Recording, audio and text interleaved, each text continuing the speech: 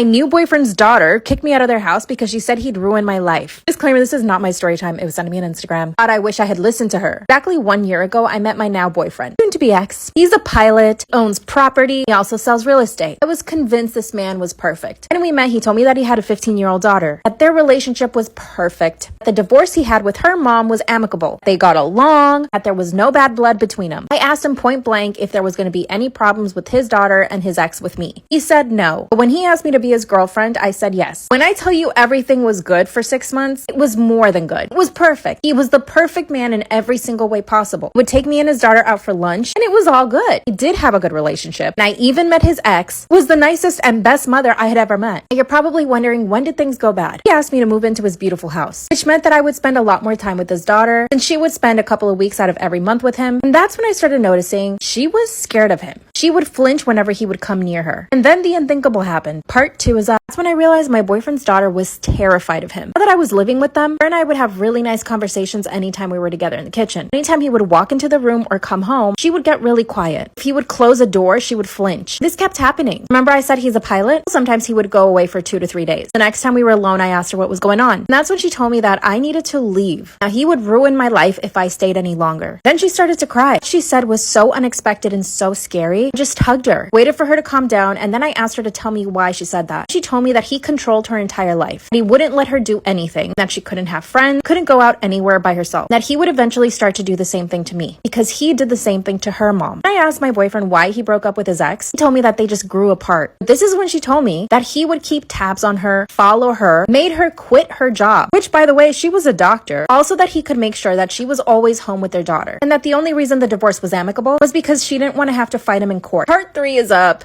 My boyfriend's daughter kicked me out of their house because she said that he would ruin my life. Claim this is not my story time. It sent me on Instagram. After telling me how controlling and abusive he had been to her and her mom, he told me that I needed to leave right now because he was waiting to ask me to marry him, that once we were married, he would start to control my life like he did theirs. She then said that she could see that I wasn't believing her, so she pulls out her phone and calls her mom. She starts saying the same things, that at one point she even had to get a restraining order against him, that the only reason she lets her daughter spend so much time with him is because she's afraid that he might want custody. My relationship with him was so perfect. Just couldn't believe them. And guess what? I'm glad I didn't. I did end up leaving the house. When my boyfriend came back from his work trip, he told me that they had done this to every other girlfriend he tried to have. That it was all a lie. Girl, I almost believed them. All this drama made me feel so bad. I actually broke up with him. He gave me space for a month, but now he wants me to get back with him. I don't want to deal with his daughter and his ex. What should I? Story time about how my grandma got married when she was 14 years old. Disclaimer, this is not my story time. It's sent to me on Instagram. So just picture it. I'm sitting with my 94-year-old grandma in the kitchen,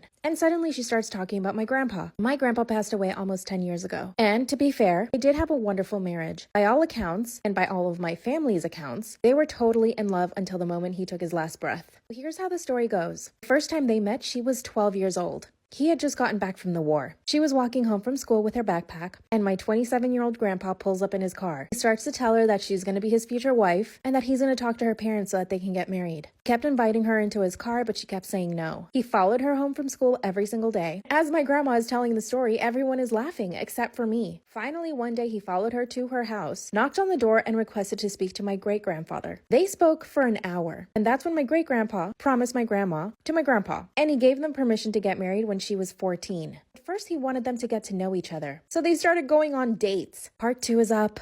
Story time about how my grandma married my grandpa when she was 14. Disclaimer, this is not my story time. It's sent me on Instagram. And if you want longer story times, go to my YouTube. This is when my great-grandfather promised my 12-year-old grandma to my 27-year-old grandfather. My great-grandpa thought that it would be best they wait 2 years so that they can get married when she's 14. In the meantime, he suggested that they start going out on dates. Yes, a 12-year-old girl and a 27-year-old man. By the way, as my grandma is telling this story, all of my cousins are laughing at this. I'm trembling in my seat. She explained to us that for those 2 years, my grandfather was on his best behavior, and that essentially they read books together, they walked together by the lake, and he would take her out to see movies. She said at the time it was a big deal. Going to the movies was like a big treat.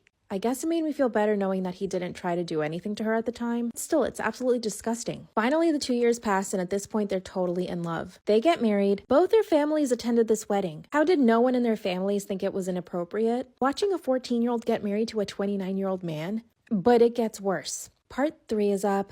Story time about my grandma married my grandpa when she was 14 years old and he was 29. Disclaimer, this is not my story time. It's sent me on Instagram. This is the third and last part. And if you want longer story times, go to my YouTube. 2 years pass and they get married. My grandma even told us that the night of their wedding, my great-grandparents gifted them a night at a hotel so that they could have some privacy. You can imagine what happened. My grandmother described it as the most liberating night of her life. 2 months later, she was pregnant. Their first baby was born right before she turned 15, and then she got pregnant again at 15, and then at 17, and then at 18, 19, and finally 20. My grandfather got into oil in his late 20s. He made about $1 million by the time he was 35, so he was able to give them a very comfortable life. He purchased a manor. They had 3 housekeepers, 1 butler, and 4 nannies, and they had a really happy life. My grandma says my grandpa was always affectionate with her, and she said they blessed their bed every single night. After she finishes telling the story, all of my cousins laugh and think it's cute. I was disturbed. I asked her why it was okay to get married at such a young age. And then I said, would you have wanted me to get married when I was 14?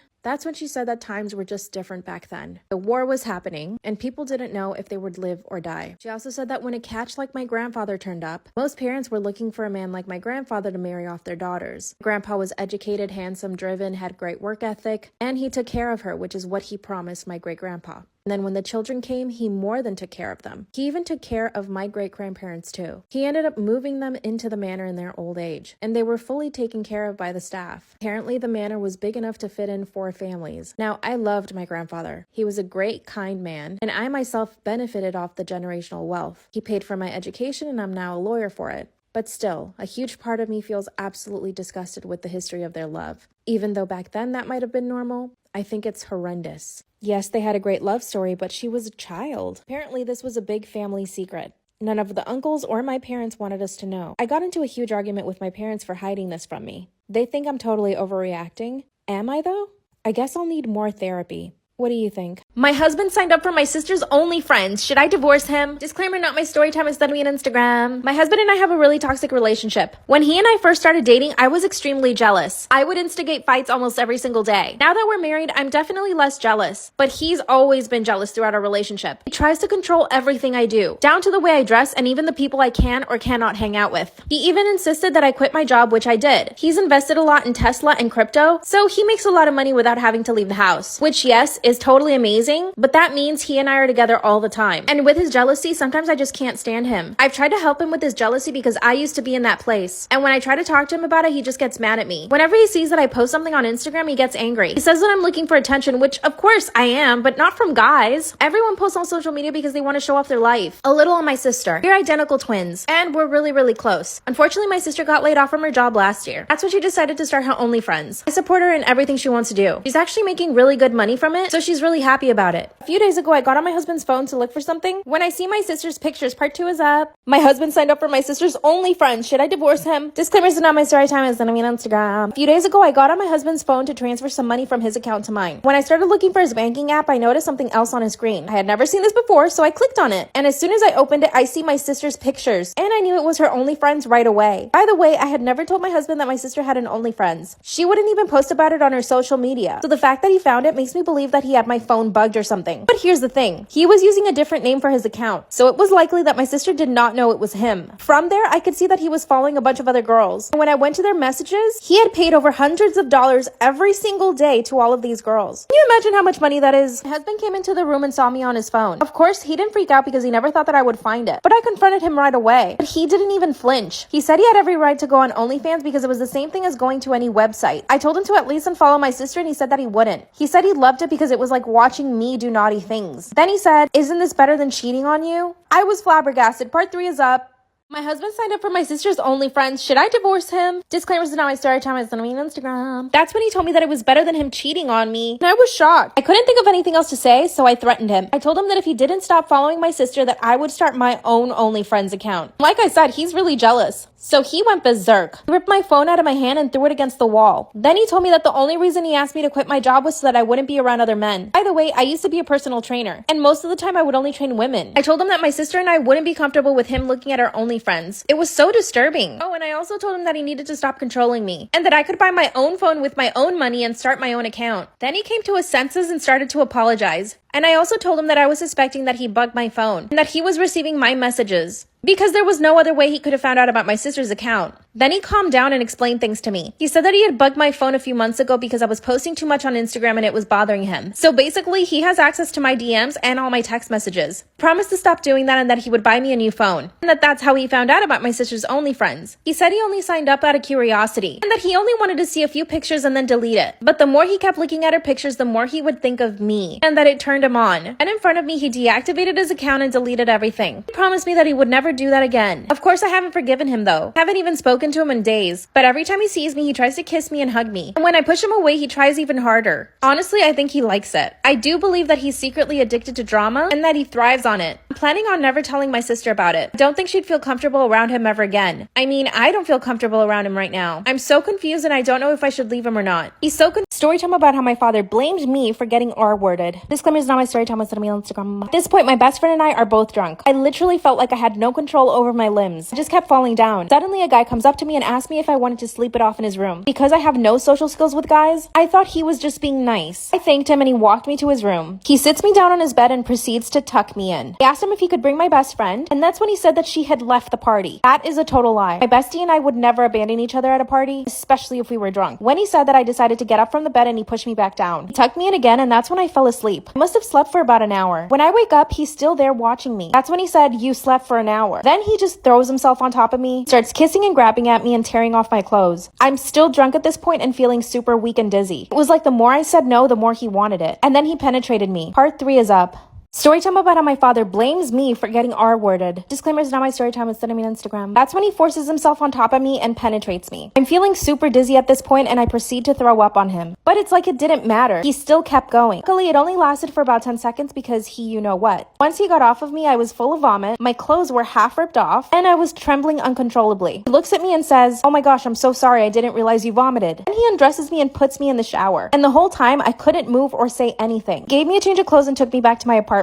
After that, he wouldn't stop texting me. It's like he thought that I liked it. 2 days later, he asked me out on a date. When I said no, he got offended. He shows up after my classes to walk me to my next class, and he tries to steal kisses from me. The worst part is when I told my parents, my father blamed me. He said I shouldn't have gone to the party. My parents are very traditional. Now my dad is thinking marriage. He wants to meet him. So I invited my rapist over for dinner. What should I do? Part 4 will be up soon. Storytime about how I found out my husband was hooking up with men off of Craigslist. Disclaimer, this is not my storytime, it's on Instagram. My husband and I have been married for 5 years. This man is the most prudish person I have ever met in my entire life. He never curses. He does not drink. Basically, he's never done anything naughty in his life. When we met, he was the perfect candidate for me. My parents are very religious and very strict. When they saw the way my husband was, basically super uptight, never wanting to do anything fun, they insisted that I marry him. So basically, this is all my parents' fault. To be honest with you guys, I never really was super attracted to him, but I knew that he would be a good provider. He's pretty high up in the company he works for, and he makes north of $300,000 per year. But I do own 2 of my own businesses, so it's not like I need him to survive. But my parents insisted on me marrying somebody who was already well off. And of course, one of my dreams is to become a mother, so I need a man who's going to be able to provide for me and my kids, especially when I'm pregnant. So we ended up getting married. Was there passion and chemistry? Not so much. But we did have a good time, and he would make me laugh. We essentially became really good friends. Up until I found some stuff on his laptop. Part 2 is Part 2 of how I found out my husband was hooking up with men off of Craigslist. Disclaimer is not my story time, it's on Instagram. One day while I was working from home, I needed to get on his laptop to check our cameras. I just gotten a new set of security cameras for our house. I needed to make sure that they were all working. I opened his laptop, typed in the password, and it was wrong. It always had the same password for the past 5 years. I didn't bother texting him, instead I tried to guess. And because I know this man so well, I guessed it in the first try. But as soon as I log in, there's about 5 Craigslist windows open, all with similar titles. Male looking for male. Male interested in male company. This literally shook me to my core. You're telling me that I'm married to a gay man and that he's hooking up with men off of Craigslist? That's when I went ahead and checked his email, only to find that he had been sending pictures and other things to these men. Not only that, but he had met with 2 of them. I instantly printed out all the evidence. Like I said in part 1, I'm not particularly attracted to my husband. I never have been. I really only married him because my parents pressured me into it. Here's what I did. Instead of just asking for a divorce, I wanted to humiliate him. I needed to make him pay. After printing everything out, I sent it to his job. And I sent it to his parents and my parents. Part 3 is up.